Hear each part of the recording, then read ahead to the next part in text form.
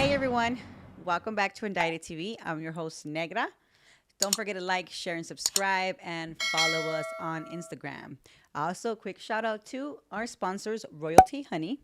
Use promo code Negra. And if you do not want to be on my show and you want to stay home, make sure you hire attorney Rosenberg. Well, today I'm just going to share a little story about the first time I went to the county jail, which is the Twin Towers. I don't think they house girls there anymore, but I think I was 18 or yeah, 18, 19. I don't really remember my age to be honest, but I think I already had my son. Did I already have my son? No, I didn't have my son. So yeah, so I went to the county and keep in mind this is Twin Towers. In Twin Towers, I don't think they house women there anymore, like actually house women. So obviously this is a long time ago. So yeah, I'm getting to the Twin Towers. It's my first time, and I never experienced like the whole processing, and it just takes so long, and they just kind of like move you from from doors from like little rooms or whatever little what are they called, little tanks, there you go. They just have you in different tanks with a bunch of girls, right? And triple on this, I obviously that there's like prostitutes out in the world and things like that, but I never met one. And there is like so many prostitutes at in the county, right? And so I didn't even really drink coffee yet. This I think this is when I first started drinking coffee, because in juvenile hall I didn't drink coffee, and so they put us in the module because it's modules. It's in the Twin Towers. There's modules, and there's this. I got a Sally. I moved in. Whatever. I got there, and everybody's nice to me. Everybody's always nice to me, and I settled up with this girl, and she gave me this big old cup. Well, like they were like white foam cups, right? With black coffee. You guys, I promise you guys, I didn't sleep. I was crying in my bed. I was praying like I was literally rocking myself. I was praying like, "Oh God, please take this feeling away from me. Take this feeling away from me." Even though I'm a tweaker, right? Take this feeling away from me. Like I don't want to feel this way. Okay, so I survived that. The next day, whatever, I had another cup. The Sally, she gets a letter. The Sally gets a letter, and she didn't even read the letter, which is so crazy, right? She didn't even read the letter. She didn't open it. She didn't do any of that. She as soon as she got it, she got the the stamp. She took the stamp off, and there was meth there. This is the only time that I've ever used meth, and any time that I've been busted, right? So she took it off, and it was like little chunks. I was even surprised. I was like, oh, shit. Right? I've never done in any of my things only that time. So then she's like, "Oh, you want some?" And keep in mind, I was already doing bad from the coffee and withdrawals. So I was like, "All right." So she cut it up because you know how you have like your little desk or whatever. She cut it up right there, and we did. It was like really, really, really tiny, but it kept us up. We were playing cards, and I don't know if the people knew, but we were up all freaking night, right? I have like mean super ojeras from like not sleeping for 2 nights, even though because I was already recovering like from I was already like recovering from getting off the streets from being on. So as soon as you get busted, all you want to do is go to sleep. So I was already in there for a few, like maybe like 2 weeks or something like that. So, and I didn't have coffee until like 2 weeks in, which was the worst thing because now I'm a coffee addict. So, anyways, that was that, right? Like, I think I even wrote like a 10-page letter that night. We played cards. One day after, I get moved. Because I went to court and it was just like, oh, all you had to do was you had to be. They gave me 2 more weeks, but they moved me to a lower level. Um, they moved it to a lower level, which was like it's called the bananas. I'm not sure if they still do that, where like the girls wear the yellow, and that means you're able to leave the jail or the county or whatever. So in that unit, it was just super low level because these girls are like prostitutes, and I don't know. I think what did I get in trouble for?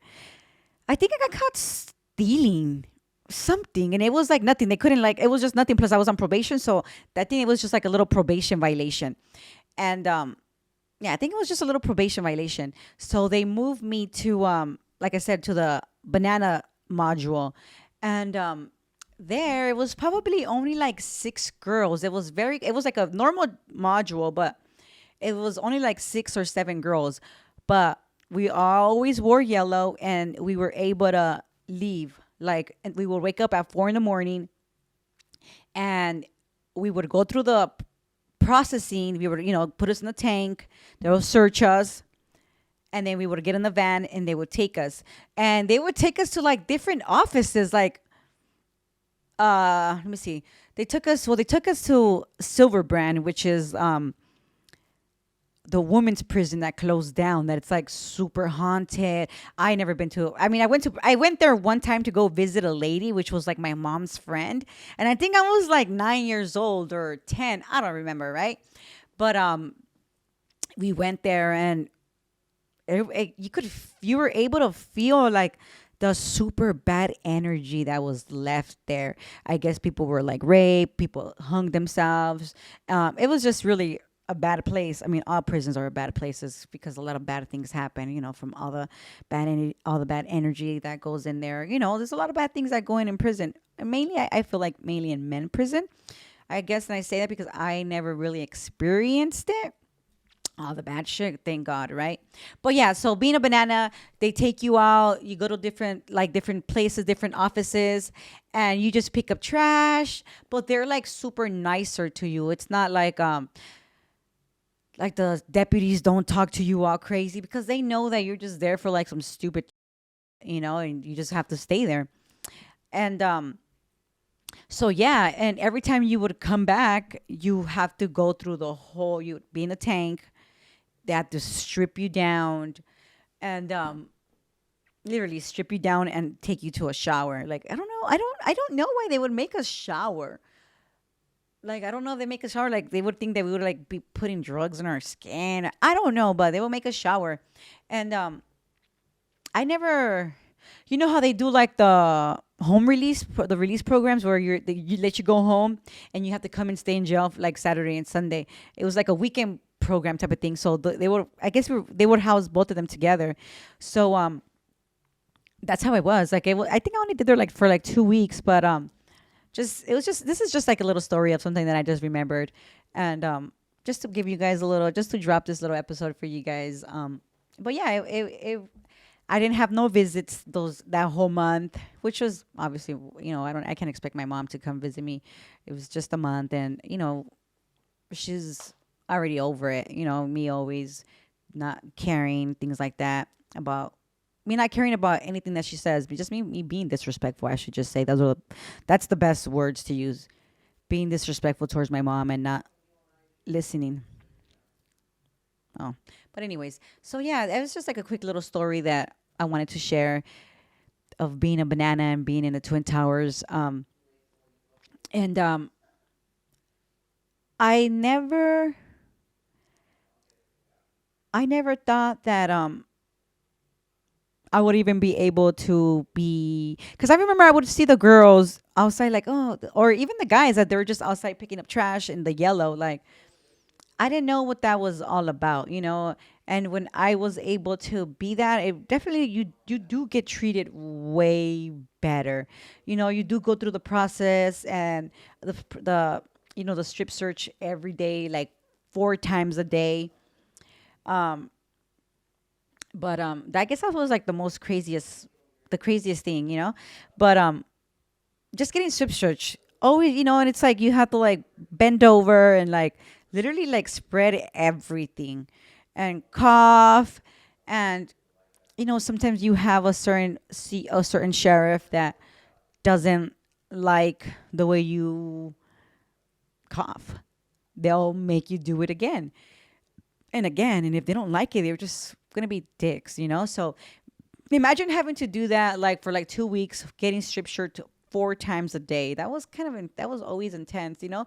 But I guess what I'm trying to say is like that pot, that unit of the banana was like very calm. And even though everybody there was wild because there were prostitutes, girls, just party girls, you know, just party girls, strippers. Because I feel like strippers are part of like the wildlife. And well, not everybody, obviously. I should take that back. But you know, if you don't know how to control yourself, you always end up in, you know, you're either going to fall deep in this stripper game or you're not.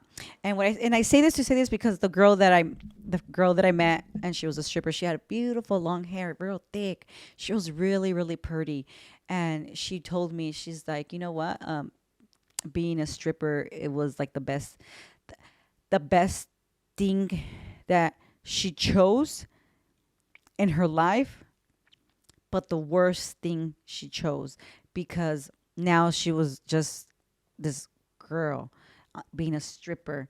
She was getting the money, so she loved it. That was the best thing part that she was saying. But she had all these, like, you could feel her energy, like it's like all this deep lusting and evil. Because I feel like, you know, when you're a stripper or a dancer, or you're in that kind of environment, you always have this, it's like this heavy, and I've seen it so much. It's like this heavy energy that, you know, you have men lusting, and I feel like lusting is like extremely bad. But I'm just never gonna forget everything, like forget her. And it's funny because it's been like over 20 years, and I still remember her little pretty face, long hair, and she's like, and you always have these men lusting and grabbing, and that's like such bad energy, you know, and it just gets stuck to you. So that's like the thing I remember about being the banana. You know, you met this girl. She was very beautiful, and she just had this dark, you know, she carried herself very well, but you could just feel the energy that she carried with her, you know. And that, I mean, obviously that wasn't the only time I was in the Twin Towers, but being a banana was a trip. I never thought I would be able to be a banana. Like, who the fuck is a banana? Is there even still bananas? Like, is there still men out there wearing green? I mean, yellow, picking up trash in the bus? I never seen one. I haven't seen one since that day. Well, since that time of me being a banana in the Twin Towers. Um, and I just kind of feel like it's a trip to be able to like now girls don't, not that you want to experience that, you know, like the Twin Towers, but it's like a thing. Like, damn, yeah, but damn, you've been to the Twin Towers. Like, damn, you're old. I mean, I am, but it's something to remember. You know, I mean, obviously you don't glorify it, but it's just like, you know, stories that you just remember, like some random things that you forget, and they just kind of like pop up in your head. And so today I filmed earlier, and I was like, you know what, let me just sit down and talk to them for a little bit about this little experience that I just popped into my head, just so I could drop something for you guys. But yeah, guys, don't forget to like, share, and subscribe, and follow us on Instagram.